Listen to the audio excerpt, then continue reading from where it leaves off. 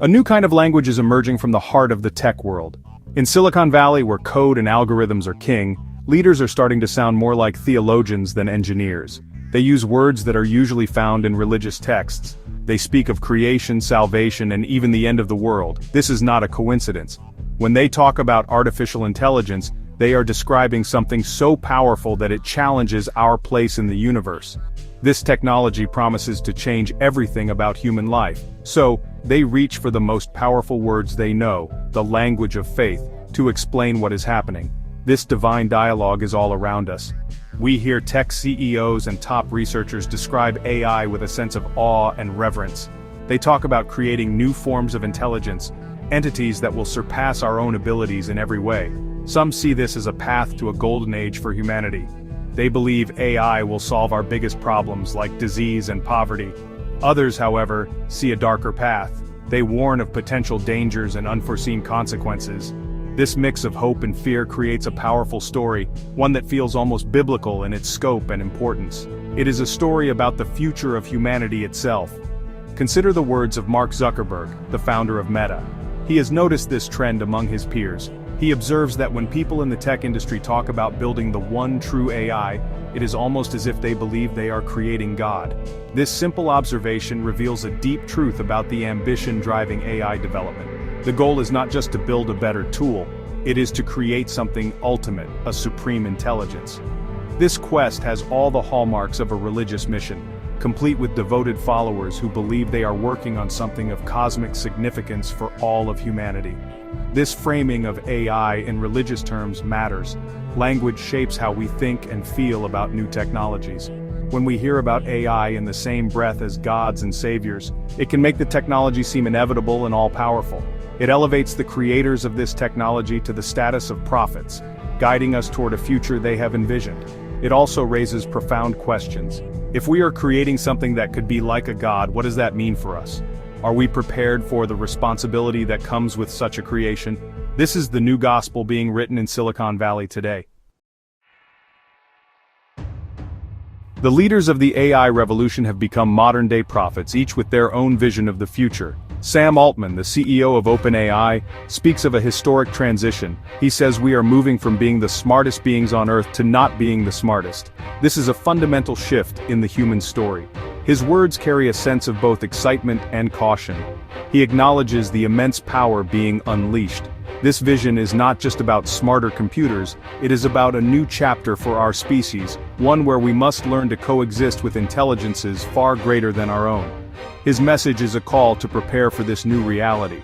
On the more utopian side, we have figures like Dario Amodei, the CEO of Anthropic. He paints a picture of a future where AI brings about a paradise on Earth. He envisions a world where AI defeats most diseases, ends poverty, and leads to a new era of human freedom and creativity. This is a vision of salvation through technology. However, he also emphasizes that this wonderful future is not guaranteed.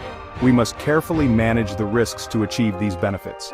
His is a gospel of immense hope, but it comes with a warning that we must be wise stewards of this powerful technology to make the dream come true. Then, there are the more apocalyptic warnings. Geoffrey Hinton, often called the godfather of AI, has expressed deep concerns.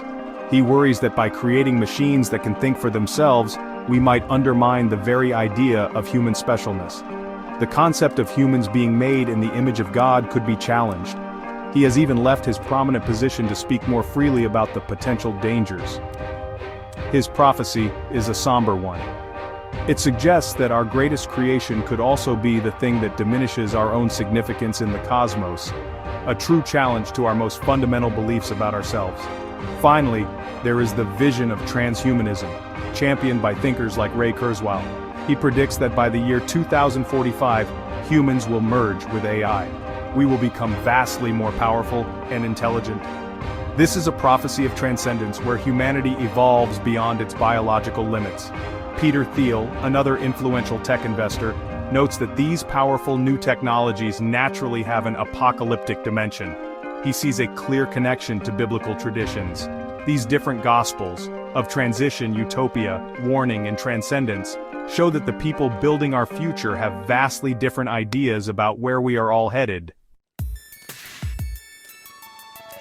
So, Why do these brilliant minds turn to religious language?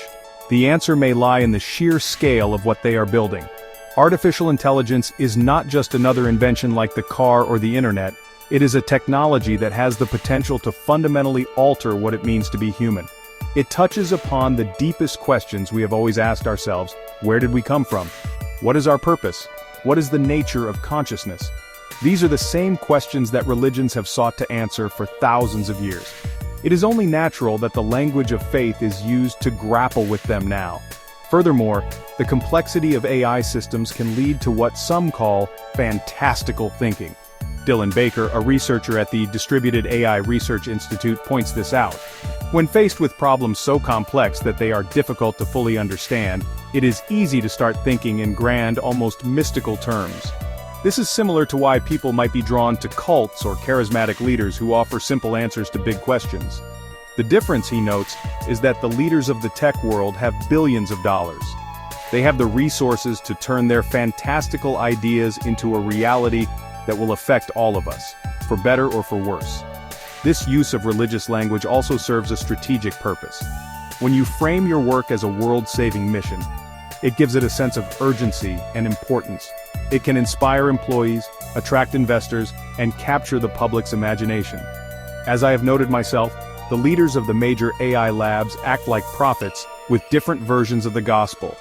They often warn of AI's dangers as a reason why they, and only they, can be trusted to develop it safely.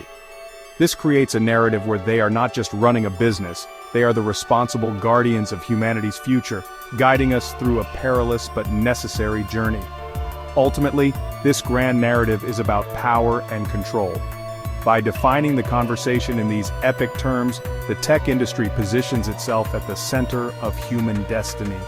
They become the high priests of a new technological age, interpreting the will of the digital gods they are creating. This elevates them above mere mortals and gives them a unique authority to shape the future. The language of gods and apocalypses is not just a metaphor, it is a tool for building a new kind of power structure, one based on the control of intelligence itself. The stakes are incredibly high for everyone. The conversation about AI is filled with a powerful mix of emotions.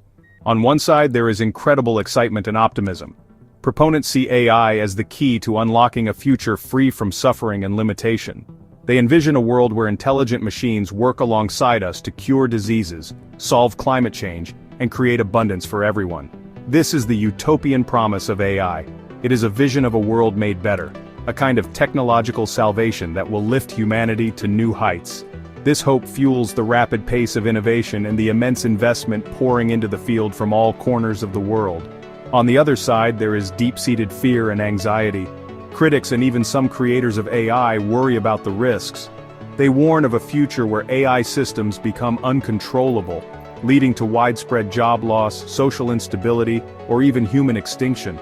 They fear that in our rush to create something more intelligent than ourselves, we might accidentally create our replacement. This is the apocalyptic fear of AI.